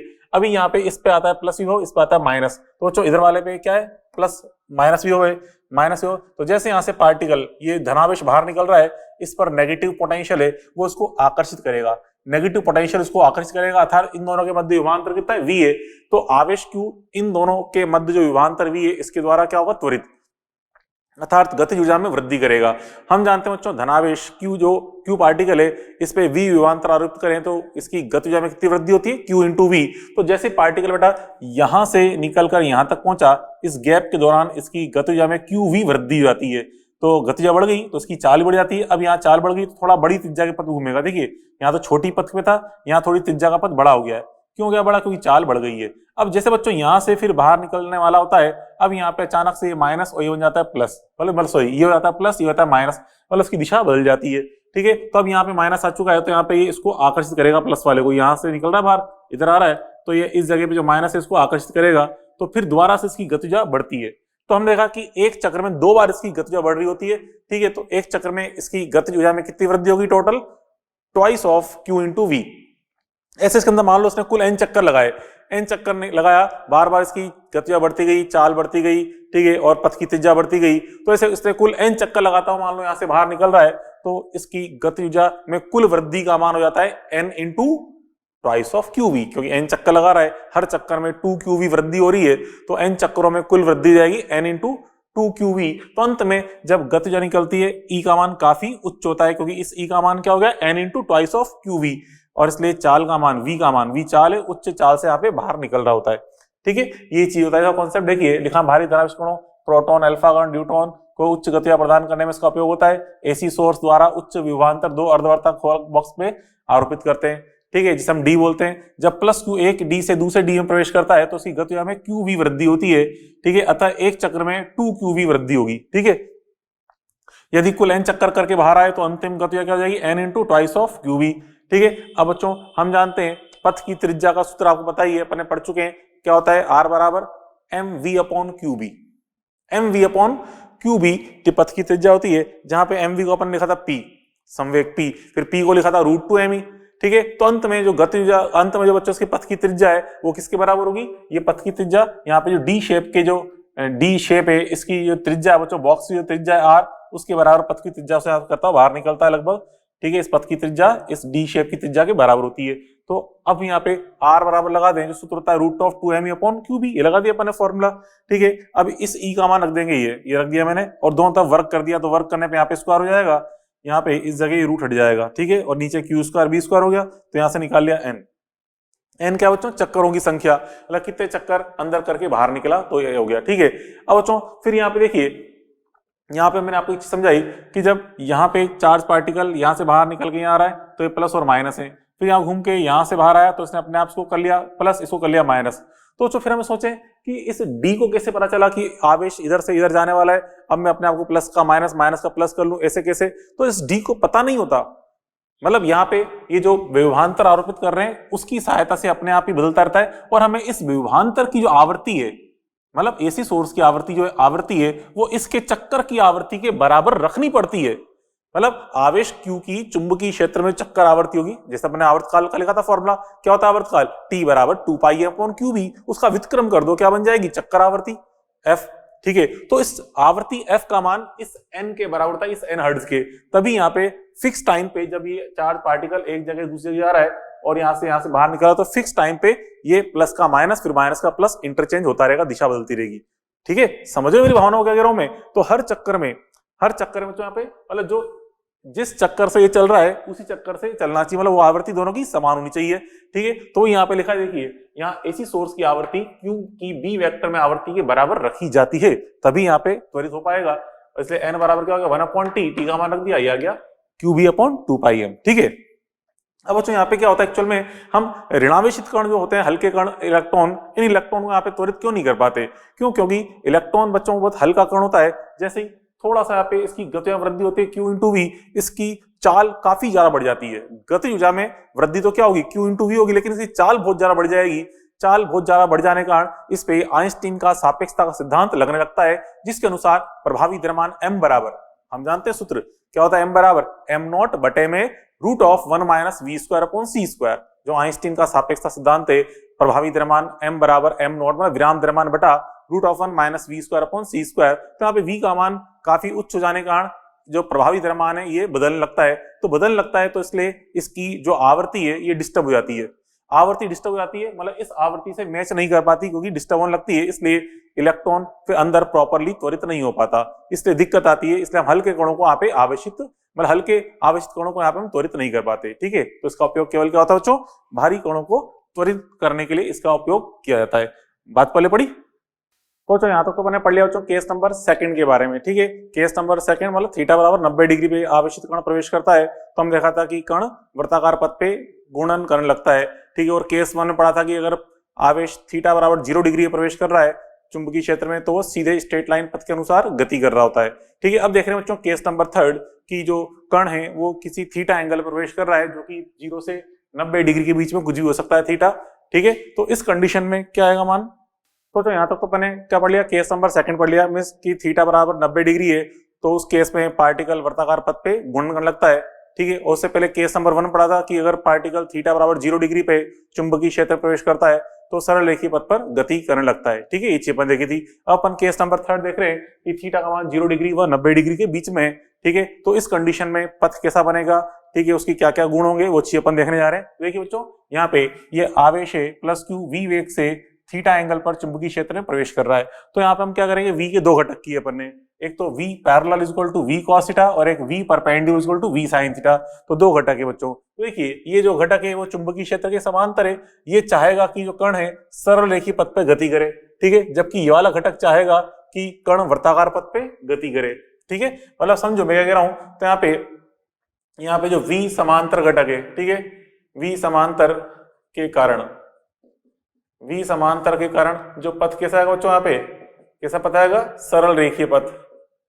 ठीक है, सरल रेखीय पथ बनेगा, सरल रेखीय पथ।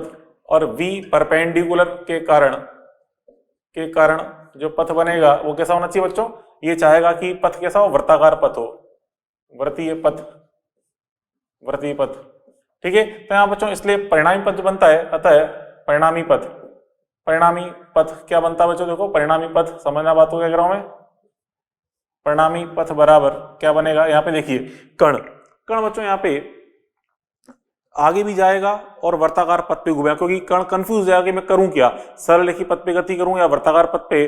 तो कण ये डिसाइड करता है कि मैं दोनों गतियां एक साथ करूंगा, मतलब आगे भी जाऊंगा और मतलब कण जो है इस प्रकार से घूमता है, वर्ताकार पथ पे घूमता है और आगे भी जाता रहता है, वर्ताकार पथ पे घूमता है और आगे जाता रहता है। मतलब यहाँ पे हम देख रहे हैं इस पथ, यहाँ जो पथ की आकृति बनती है स्प्रिंग के रूप में बनती है, ठीक है, जिसे हम क्या बोलते हैं, हेलिकल पथ। तो परिणामी पथ जो बनता है, परिणामी पथ क्या बनता है, हेलिकल, ठीक है, हेलिकल पथ बनता है परिणामी पथ, इसे हम बोलते हैं हेलिकल पथ, मतलब स्प्रिंग नुमा पथ। यहाँ पे स्प्रिंग के रूप में पथ होता है, हेलिकल पथ ये बन रहा होता है, ठीक है, परिणामी पथ।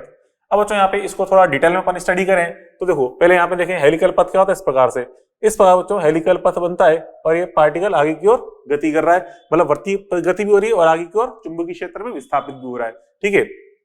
अब यहाँ पे देखिए इस वर्ती पथ पे घुमा कौन रहा है, उसको वी परपेंडिकुलर। तो इस हेलिकल पथ में जो वर्त बन रहे हैं, मतलब वर्ताकार आकृति बन रही है, इसकी त्रिज्या के लिए जिम्मेदार कौन है, वी परपेंडिकुलर, ठीक है, त्रिज्या और आवर्त काल के लिए जिम्मेदार कौन है, वी परपेंडिकुलर, और उसको आगे की ओर विस्थापित करने के लिए जिम्मेदार कौन है, डी वेक्टर, ठीक है। अब बच्चों यहाँ पे देखिए आगे की ओर दो क्रमागत जो केंद्र बन रहे हैं, वर्ती पथ के जो क्रमागत केंद्र हैं, इन्हें बोलते हैं पिच के लो या चूड़ी अंतराल, ठीक है, पिच के लिए या बोलते हैं इसको चूड़ी अंतराल भी बोलते हैं, चूड़ी अंतराल, ठीक है, इसको इंग्लिश में बोलते हैं चूड़ी अंतराल, हिंदी बोलते हैं पिच और इंग्लिश में बोलते हैं चूड़ी अंतराल बोलते हैं, आई बात समझ में। तो बच्चों ये चूड़ी अंतराल क्या है, मतलब पिच क्या चीज है समझो।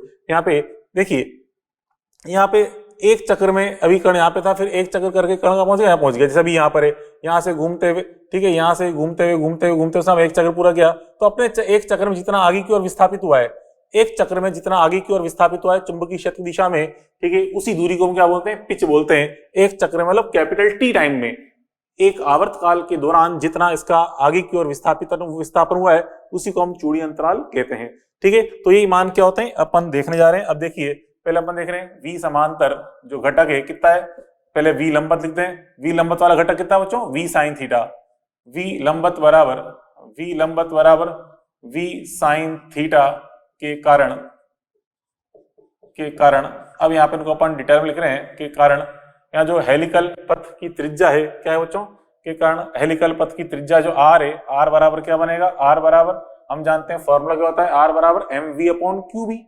यहाँ पे जो वर्ती पथ के अनुदिश वेग है कौन सा, वी परपेंडिकुलर है, तो सूत्र में वी की जगह हम वी परपेंडिकुलर का उपयोग करेंगे, M V upon Q B, ठीक है, क्योंकि वर्ती पथ के अनुसार जिम्मेदार वेग कौन सा है, वी परपेंडिकुलर, तो लिख दिया मैंने। अब यहाँ पे इस वी परपेंडिकुलर का मान हम रखें कितना बच्चों, वी परपेंडिकुलर का मान वी साइन थीटा है क्या, नहीं है, क्या रख दिया मैंने, V sine theta, V perpendicular का मान रख दिया वी साइन थीटा, ठीक है। तो यहाँ से आप देखिए आर समानुपाती क्या जाएगा, वी साइन थीटा, तो हम कहते हैं इसलिए बच्चों आर समानुपाती आ रहा है वी साइन थीटा के, ठीक है। अब बच्चों आवर्तकाल निकालें, ठीक है, आवर्तकाल टी बराबर क्या जाएगा, क्या होता है आवर्तकाल, हम जानते हैं दूरी बटा चाल, एक चक्र में तय दूरी, एक वर्ताकार पथ पर दूरी क्या होगी, 2 पाई आर, वर्ती पथ की दूरी बटा वर्ती पथ पर चाल, तो वर्ती पथ पे चाल कौन सी है, वी परपेंडिकुलर, वर्ती पथ की दूरी और वर्ती पथ पर चाल वी परपेंडिकुलर का अनुपात आवर्त का बताता है केस, ठीक है। अब यहाँ पे इसमें इस जगह आर का मान रख दें, अभी ऊपर अपने आर का मान क्या लिखा है, M V perpendicular upon Q B, ये रख दिया। अब यहाँ से इस वी परपेंडिकुलर से वी परपेंडिकुलर को काट दें तो कट जाएगा, तो क्या है 2 पाई अपॉन क्यू बी, तो इसलिए अपन देख रहे हैं टी बराबर आ रहा बच्चों 2 पाई एम अपॉन क्यू बी, यह रिजल्ट। तो यहाँ पे गौर से देखें जो टी का मान आया यहाँ पे थीटा नहीं आ रहा, तो हम देखा बच्चों टी का मान थीटा पर भी डिपेंड नहीं करा, ठीक है। पहले अपन देखा था बच्चों टी का मान किस पे डिपेंड नहीं करता, ना तो पथ की त्रिज्या पे डिपेंड करता है, न चाल पे डिपेंड करता है, न संवेग पे डिपेंड करता है, न गतिजा पे डिपेंड करता है, और यहाँ से हम देख रहे हैं टी का मान तो थीटा पर भी डिपेंड नहीं कर रहा, ठीक है। मतलब एक निश्चित चुंबकीय क्षेत्र में निश्चित प्रकार के आवेशित कण की आवर्तकाल का मान निश्चित होता है, चाहे उसको किसी भी वेग से, किसी भी एंगल पर, किसी भी संवेग से, गतिजा से फेंका जाए, ठीक है। तो यहाँ पर हम देख रहे हैं थीटा पर भी निर्भर नहीं, थीटा पर भी निर्भर नहीं करता ये मान, ठीक है। चलो ये तो हमने आर और टी निकाल लिए। अब यहाँ पे जो बच्चों वी समांतर है, वी समांतर घटक कौन है, वी कॉस थीटा के कारण अब देखो बच्चों जो हेलिकल पथ की पिच जो बन रही है, पिच उसके लिए जिम्मेदार कौन है, वी पैरेलल। तो देखो पिच मतलब जो चूड़ी अंतराल है, पिच पी बराबर क्या हो जाएगा बच्चों, अभी आपको समझाया था मैंने, पिच क्या चीज है, कैपिटल टी समय में बी वेक्टर की अनुदिश लंबाई, ठीक है, कैपिटल टी समय में बी वेक्टर की ओर तय दूरी, बी वेक्टर की ओर तय दूरी। तो पिच बच्चों एक दूरी है और दूरी बराबर क्या होता है, चाल इंटू समय। तो बी वेक्टर के अनुदिश चाल कितनी है, v पैरेलल, ठीक है, चाल v पैरेलल है इंटू समय कितना लग रहा है, कैपिटल टी। तो एक चक्कर का समय कितना है, कैपिटल टी है, लिख दिया अपन ने v पैरेलल इंटू टी। और यहाँ पे v पैरेलल का मान कितना है, v cos थीटा, और ये t रख दिया अपन ने, ठीक है। अब यहाँ पे चाहो तो t का मान भी रख दो, v cos थीटा, t का मान क्या है 2 पाई m अपॉन क्यूब, ये रख दिया अपन ने, ठीक है। तो ये पिच का मान आ गया, मतलब चूड़ी अंतराल अपन ने निकाल लिया, ठीक है, चूड़ी अंतराल का मान आ गया। चलो अब यहाँ पे इस पे आधारित दो क्वेश्चन देख रहे हैं, सिंपल क्वेश्चन आते हैं। चलो सॉल्यूशन नंबर 1 अपन देखें। फर्स्ट क्वेश्चन क्या कह रहा है, देखिए फर्स्ट क्वेश्चन कह रहा है कि बी वेक्टर में एक प्रोटॉन वी वेग से 60 डिग्री पर प्रवेश कर रहा है और इसी बी वेक्टर में दूसरा प्रोटॉन 2v, 30 डिग्री से प्रवेश कर रहा है। तो हेलिकल पथ की त्रिज्या का अनुपात बताना है। तो अभी अपन देखा कि यहाँ पे r समानुपाती क्या आता है, साइन थीटा, r समानुपाती v साइन थीटा है, ठीक है। इसका यूज करें तो r1 अपॉन r2 का मान क्या आएगा, पहले वाला तो मान v है, ठीक है, और साइन 60 डिग्री है। दूसरे वाले में वेग का मान 2v है और साइन 30 डिग्री है, ठीक है। तो वेग से तो वेग कट गया, ठीक है, तो ऊपर आया साइन 60 का मान √3/2 और नीचे क्या आया 2 इंटू ये साइन 30 का मान 1/2। तो यहाँ से देखिए 2 से 2 कट जाएगा तो क्या आ गया रिजल्ट, √3/2, यह इसका आंसर रहेगा √3/2, ठीक है। चलो अगला एग्जाम्पल देखें, सॉल्यूशन नंबर 2। क्या कह रहा है बच्चों अगला एग्जाम्पल कि बी वेक्टर की दूरी परास 10 मीटर है, मतलब यहां से लेकर यहां तक की लंबाई पूरी 10 मीटर बता रखी है। एक आवेशकण 2 मीटर पर सेकंड से 60 डिग्री पर प्रवेश करता है। तो इसकी हेलिकल पथ का आवर्तकाल दे रखा है 0.5 सेकंड हो, तो पिच बतानी है। तो पिच अभी अपन ने देखा था, पिच बराबर क्या होता है बेटा, v cos theta into T, ये लिखा है अपन ने, पिच का मान v cos theta into T. v हमें दे रखा है कितना है 2, थीटा का मान 60 डिग्री है, cos 60 का मान 1/2 रख दिया, t का मान 0.5 रख दिया, 2 से 2 कट जाएगा, कितना जाएगा पिच का मान 0.5 मीटर, ठीक है। अब बच्चों यहाँ पे हम से और क्या पूछा है कि बी वेक्टर को पार करने में कितना समय लगेगा, ये निकालना है।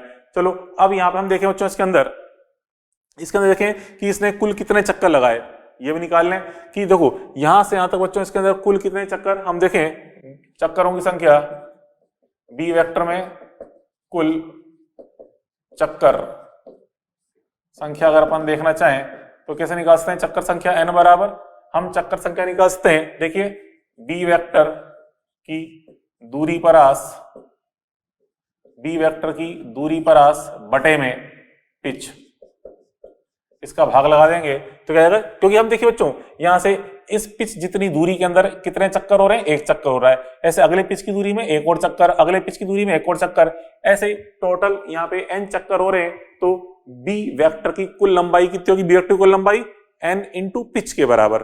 तो n का मान क्या आएगा, बी वेक्टर की लंबाई बटा पिच, ठीक है। तो यहाँ से बी वेक्टर की दूरी परास हमें कितनी रखी है 10 मीटर, ठीक है, और यहाँ पे पिच का मान अपन ने निकाला 0.5 मीटर, तो इसके अंदर घेरे कितने आ जाएंगे 20, तो कुल 20 चक्कर लगाते हुए बाहर निकलेगा। और देखिए एक चक्कर का समय आपको दे रखा है 0.5 सेकंड, तो 20 चक्करों का कुल समय कितना हो जाएगा, बढ़ा करके निकाल लें, ठीक है। इसलिए बी वेक्टर को पार करने में लगा समय t का मान निकालेंगे तो t बराबर क्या जाएगा n इंटू कैपिटल T। तो n का मान तो 20 है, कैपिटल T का मान 0.5 है, तो कितना जाएगा 10 सेकंड। तो चुंबकीय क्षेत्र को पार करने में कितना समय लगेगा बच्चों, 10 सेकंड लगेंगे, ठीक है। तो हमने देखा इस प्रकार से केस 3 पे ये 1-2 एग्जांपल आपको मैंने और समझा दिए, ठीक है। अब बच्चों नेक्स्ट पॉइंट अपन समझते हैं इसके अंदर लॉरेंज बल के बारे में, ठीक है। लॉरेंज बल क्या होता है बच्चों, अगर किसी आवेश, कोई आवेश पर जो चुंबकीय क्षेत्र और विद्युत क्षेत्र दोनों की उपस्थिति में गुजर रहा है, तो उस आवेश पर लगने वाला नेट बल, मतलब चुंबकीय बल और विद्युत बल का नेट मान, उसी को हम क्या बोलते हैं बच्चों, लॉरेंज बल कहते हैं, ठीक है। तो बच्चों चुंबकीय उस क्षेत्र और विद्युत क्षेत्र का जो नेट बल लगेगा हम उसको ऐसे लिखते हैं, देखिए ई वेक्टर बी वेक्टर द्वारा क्यू पे लगने वाला नेट बल को ही अपन क्या बोलते हैं, लॉरेंज बल बोलते हैं। तो एफ नेट इक्वल टू क्या होगा, F electric force plus F magnetic force, दोनों के सदिश योग के बराबर, क्योंकि हम जानते हैं बल एक सदिश राशि है, तो परिणामी बल निकालने के लिए हमें सदिश योग ही करना पड़ेगा, ठीक है। और अब जानते हो विद्युत बल का मान क्या होता है, क्यू ई वेक्टर, जबकि चुंबकीय बल का मान क्या होता है, Q V vector cross B vector, ये अपन बचपन में सीख चुके हैं, ठीक है। अब देखो यहाँ पे इसमें Q कॉमन निकाल लो तो E vector plus V vector cross B vector ये आ जाएगा मान। ठीक है, ये आ गया फर्स्ट इंपॉर्टेंट रिजल्ट आ गया। अब बच्चों कई बार क्या होता है आपको बेवकूफ बनाने के लिए हम माइनस साइन लगाता है। ठीक है, तो चलो लगा सकते हैं, कोई दिक्कत नहीं। देखो V क्रॉस B को अगर हम मैं लिखूं B क्रॉस V तो आगे माइनस साइन लगाना पड़ेगा, क्योंकि आप बचपन में सीख चुके हो कि A vector cross B vector का मान होता है minus B vector cross A vector. ठीक है, सदिश गुणनफल में अपन जानते हैं ये चीज। ठीक है, तो इसको हम ये भी लिखते हैं, अर्थात दोनों ही सूत्र सही हैं। तो देख लेना ऑप्शन को ढंग से कि प्लस लग रहा है या माइनस लग रहा है। ठीक है, यहाँ पे हम गड़बड़ करने के चांसेस होते हैं ज्यादा। अब देखिए, अब मान लो बच्चों कि पार्टिकल दोनों फोर्स लग रहे हैं और दोनों फोर्स के परिमाण समान है और दिशा परस्पर विपरीत है, तो आवेश पर नेट बल कितना आ सकता है? 0। ठीक है, बिल्कुल प्राप्त हो सकता है, 0 बल प्राप्त हो सकता है। कब? अगर दोनों बलों के मान बराबर वो विपरीत दिशा में, तो नेट चुंबकीय बल मतलब नेट बल लॉरेंज बल का मान क्या हो जाएगा? 0 हो जाएगा। तो हम देख रहे हैं for F net is equal to 0, तो आवेश पर नेट बल 0 के लिए हम देखें ये वाला मान अगर इसके बराबर है तो माइनस की वजह से नेट मान क्या हो जाएगा? 0, अर्थात ई वेक्टर मान क्या होना चाहिए? B vector cross V vector, B vector cross V vector के बराबर होना चाहिए इलेक्ट्रिक फील्ड का मान। आई बस में तो यहाँ पे देखिए Q का मान लिखा है, Q में भी प्लस और माइनस, मतलब क्योंकि हम देखें बाहर Q चाहे पॉजिटिव हो चाहे नेगेटिव, तो ये अगर इसके बराबर है तो नेट फोर्स क्या हो जाएगा? 0, नेगेटिव फोर्स 0 हो जाएगा। मींस इलेक्ट्रिक फील्ड की वैल्यू क्या होगी? B क्रॉस V के अनुदिश होगी। ठीक है, उसका इसके मान के बराबर होगा। और परिमाण निकालना चाहें तो क्या जाएगा? BV sin थीटा, जहां थीटा क्या है? B और V के मध्य एंगल। ठीक है, B और V के मध्य कोण थीटा है। ठीक है, तो ऐसा समझ सकते हैं। चलो एग्जाम्पल अपन देखें। इस एग्जाम्पल में अपन तीनों परस्पर लंबवत ले रहे हैं। लंबवत कैसे ले रहे हैं? चलो यूं समझें कि क्वेश्चन इस तरह से कि आपसे कहा जाए कि वेलोसिटी एक्स अक्ष की तरफ है, चुंबकीय क्षेत्र जेड अक्ष की तरफ है। ठीक है, वेलोसिटी को हमने एक्स अक्ष की तरफ एक धनावेशित कण, मतलब आवेश तो खैर कुछ भी हो प्लस माइनस, हमने इसको v वेक्टर से किधर देखा? एक्स अक्ष की तरफ प्रक्षेपित किया, चुंबकीय क्षेत्र को जेड दिशा में लगाया। तो आपसे कहा जाए कि बताइए विद्युत क्षेत्र किस दिशा में आरोपित करें कि इस पर नेट बल 0 प्राप्त हो सके। ठीक है, तो हम देखें बच्चों, आप बताया मैंने विद्युत क्षेत्र की दिशा क्या होती है? B vector cross V vector उद्देश्य, मतलब उंगलियां घुमाएंगे बी से वी की तरफ। सदिश गुणा पढ़ चुकी हो आप बचपन में। ठीक है, फिंगर्स को घुमाएंगे बी से वी की तरफ, तो हम देखेंगे अंगूठा कहाँ आ रहा है? ऊपर की ओर। तो हम देखें यहाँ पे उंगलियां बी से वी की ओर घुमाए, इस नीला वाला जो तीर दिख रहा है तो अंगूठा ऊपर की ओर आएगा, अर्थात हमें विद्युत क्षेत्र कहाँ लगाना पड़ेगा? वाई दिशा में। ठीक है, तो ये आगे तीनों की दिशा। अब तीनों की दिशा आ गई तो इससे हम और भी चीजें सीख सकते हैं। अगर मान लो आपको वेलोसिटी और विद्युत क्षेत्र दिया जाए और हमसे कहे कि लॉरेंज बल 0 के लिए बताइए चुंबकीय क्षेत्र किस दिशा में लगाएं, तो कोई दिक्कत नहीं। देखिए यहाँ पे उंगलियां अगर मैं V से E घुमा रहा हूं तभी अंगूठा आ रहा है बाहर की ओर, मतलब B की ओर, अर्थात चुंबकीय क्षेत्र की दिशा किधर आनी चाहिए? V से E की तरफ, मतलब V क्रॉस E के अनुदिश। देखिए चुंबकीय क्षेत्र की दिशा आनी चाहिए V क्रॉस E के अनुदिश, E वेक्टर दिशा आनी चाहिए B क्रॉस V के अनुदिश। और अगर वेलोसिटी की दिशा पूछ ले कि E वेक्टर इधर लगाया मैंने, B वेक्टर इधर लगाया, तो बताइए आवेश को किस दिशा में प्रक्षेपित किया जाए कि इस पे लॉरेंज बल 0 प्राप्त हो सके। तो वेलोसिटी की डायरेक्शन कैसे निकालेंगे? देखिए उंगलियां घुमा रहे हैं E से B की ओर, तभी अंगूठा आ रहा है वेलोसिटी की तरफ।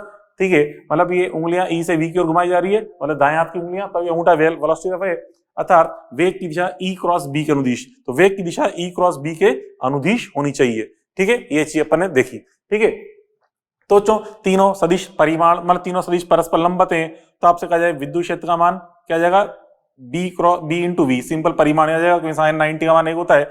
और अगर V पूछ ले तो V बराबर क्या आएगा? E अपॉन B, मतलब तीनों सदिश परस्पर लंबवत हैं, तो नेट बल 0 होने के लिए वेग का मान E बटा B के बराबर आएगा। ठीक है, बात पहले पड़ी। चलो इस पे एक दो सिंपल क्वेश्चन देखें जो जनरली पूछे जाते हैं मेडिकल में। देखिए सेकंड क्वेश्चन आपसे कह रहा है कि यहाँ पे बी वेक्टर का मान 20 टेस्ला धनात्मक एक्स अक्षीय ओर है। ठीक है, एक इलेक्ट्रॉन 10 मीटर पर सेकंड वेग से ऋणात्मक वाई दिशा में प्रवेश करता है, तो आवश्यक ई वेक्टर ज्ञात करो ताकि इलेक्ट्रॉन बिना विक्षेप के सीधा निकल जाए। ठीक है, तो यहाँ हम देखें सॉल्यूशन नंबर सेकंड अपन देखें तो हम देखा बच्चों यहाँ पे ई वेक्टर का मान अभी अपन देखा था बिना विक्षेप के सीधा निकलना, मतलब लॉरेंज बल 0 करना है, तो ई वेक्टर इक्वल टू क्या है? B vector cross V vector. ठीक है, आवेश भले पॉजिटिव हो नेगेटिव हो कोई दिक्कत नहीं, ई वेक्टर बराबर B vector cross V vector आएगा। अब यहाँ पे बी वेक्टर कितना है? 20 टेस्ला एक्स अक्ष की ओर है, तो 20 आई कैप लिखेंगे, 20 आई कैप, तो ये 20 आई कैप। और वेलोसिटी कितनी है? 10 मीटर पर सेकंड ऋणात्मक वाई अक्ष की ओर, मतलब माइनस का 10 जे कैप। अब बच्चों 20 को माइनस से गुणा करेंगे, माइनस का 200 तो आ गया। अब आई कैप क्रॉस जे कैप क्या होता है? प्लस के कैप होता है, तो बन जाएगा माइनस का 200 के कैप वोल्ट पर मीटर। क्योंकि विद्युत क्षेत्र का मात्रक तो क्या होता है? वोल्ट पर मीटर होता है। ये आ गया इसका आंसर। ठीक है, चलो अब अगला एग्जांपल देखें, सॉल्यूशन नंबर थर्ड। क्या कह रहा है बच्चों? तीसरा क्वेश्चन समझिए, निम्न में से किस स्थिति में आवेश बिना विक्षेपित हुए सीधा गुजर सकता है? ठीक है, मतलब आवेश मुड़ना नहीं चाहिए, जिधर जा रहा है उसी तरफ से सीधा चलते रहे, ये हमें देखना है किस किस चित्र में ऐसा प्राप्त हो सकता है। तो जो पहला चित्र अपन देखें, इसमें आवेश को हमने वेग दिया है चुंबकीय क्षेत्र की दिशा में, ठीक है। विद्युत क्षेत्र चुंबकीय क्षेत्र एक ही समांतर है, उसी दिशा में वेग दिया है। तो जो यहाँ पे वेग चुंबकीय क्षेत्र के समांतर है, इसलिए चुंबकीय बल तो क्या आएगा, 0 आएगा।